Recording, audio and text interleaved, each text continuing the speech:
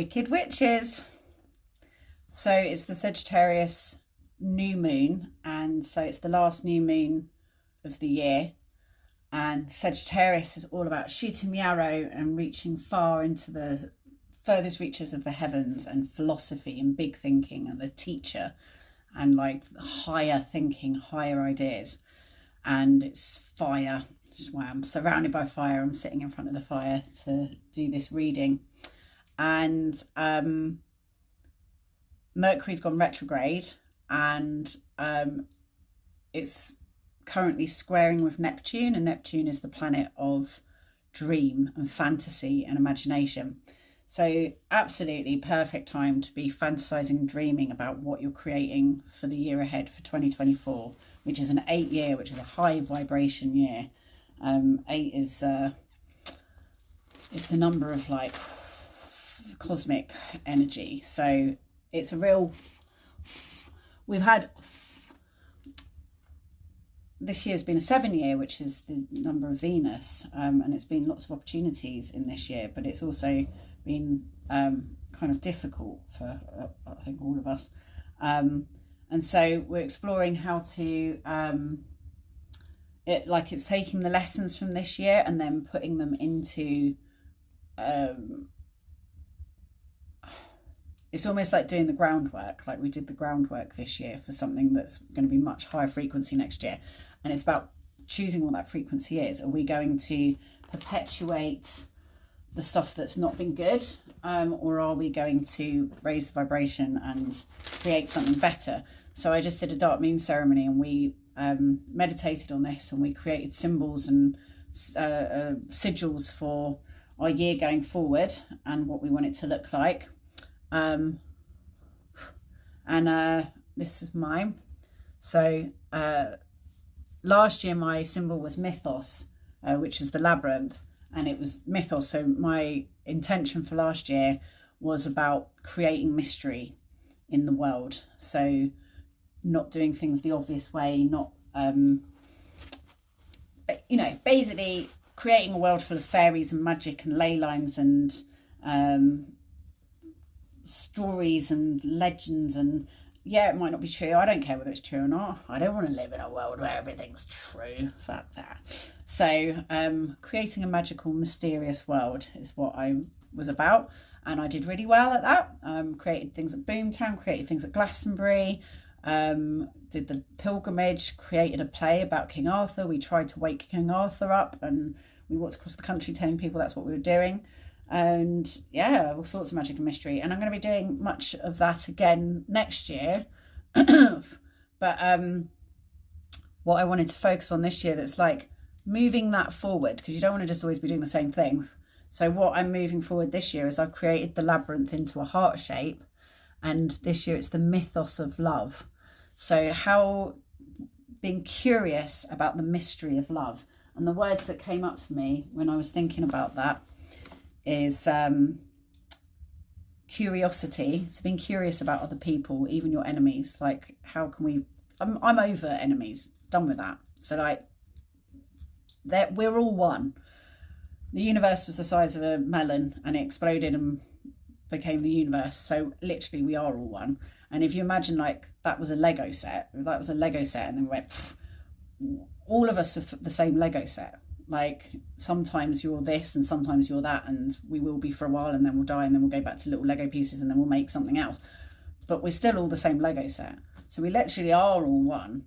And I'm just done with enemies. So how do we uncreate enemies? Well, curiosity, kindness, listening, empathy. And then if you have that, if you live in a world of that, then you'll start finding trust, and then light, and then joy and laughter and love. So I'm really up for exploring that. That's what this year is all about. How do we uncreate our enemies? How do we find love and connection with people that we don't necessarily automatically naturally gel with? How do we forgive trespasses that are made against us? How do we try to avoid trespassing against others? How do we uncreate all of the anger and hatred? And there's nothing wrong with conflict. Like, nothing happens without conflict. You need drama for things to happen, but you don't need to get attached to it. Like, drama is drama. It's theatre. It's a play. It's not real. So, like, how can you let the drama just be a sort of form of entertainment, rather than like, oh my god, pitchforks and fucking burn them at the stake? Like, we don't need to do that. We can have the conflict and see it as a creative force, you know, destruction and creativity, and this kind of ever-growing thing. You can't just have, in fact, I've just pulled the hailstone. I was like pulling rings for this. So the hailstone is like, you're in the middle of the shit show. You're in the middle of it. You're in the middle of the fire, the burn of the pain of what's going on. And then physically, how to harvest from this. This is literally what I'm just saying. How to harvest from this pain and this difficulty. What's useful in your communication. This is the thorn. So this is the shamanic journey. So this is like, it's hard. It's meant to be hard because it takes you back to your higher self. So how can you liberate yourself and be brave and have those difficult conversations, but come from a place that it's all leading you both back to your higher self, which creates a new dawn emotionally. It creates new possibilities, new beginnings. This is also the inner and the outer, like the infinity symbol. So like the twin is the twin. So this is you guys facing each other, nose to nose, going, but actually you're one, right? And it's the inner and outer, how to create, and it creates a new dawn, a new beginning. And as above, so below. This is the spiritual. So we're creating this inwardly in ourselves and outwardly. How can we overcome or celebrate the conflicts within ourselves as well and see them as creative, and then have that out in the world? So let's see what the cards have to say about this. So we're seeing these difficult times and this difficultness as creative force, as powerful force. Let's stoke the fire. This Sagittarius magic. Oh god, I feel really magical and fiery, and this is good. This is very good. Okay.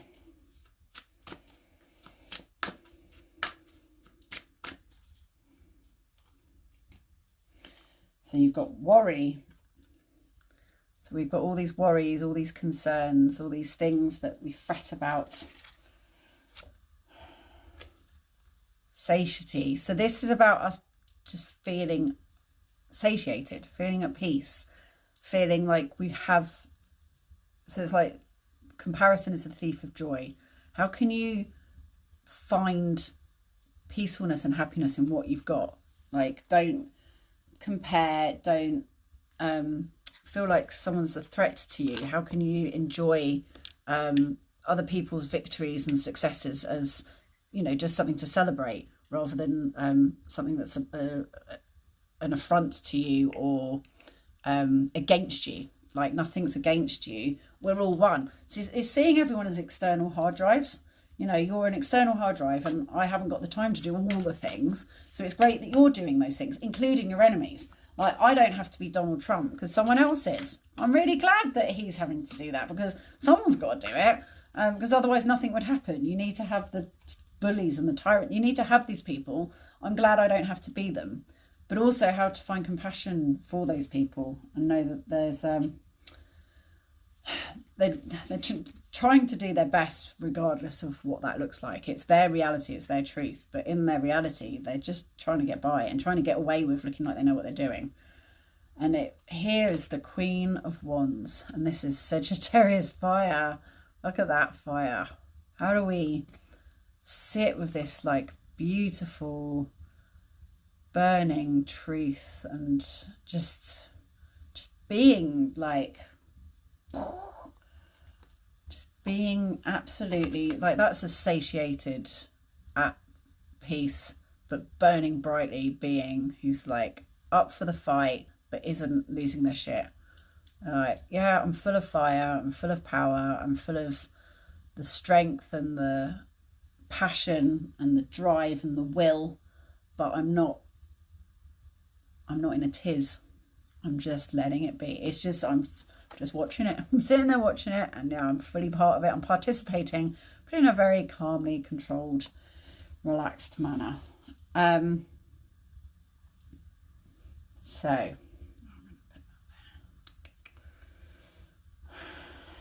and then let's take a little nod from the goddess. There's so much fire here, I'll show you it in a second. Cosmic. That's amazing. It's great because it goes very well with the cloth that I'm doing this on, which you'll see momentarily. For me, that's like just, it's the mythos element of it. Like, really fucking go for it with the magic, with the mystery, with the don't worry about like truth. Always gets in the way of a good story. Like, never let the truth get in the way of a good story. Just make it fucking spectacular, because it's all made up. It's all a play. So just make sure it is fabulous.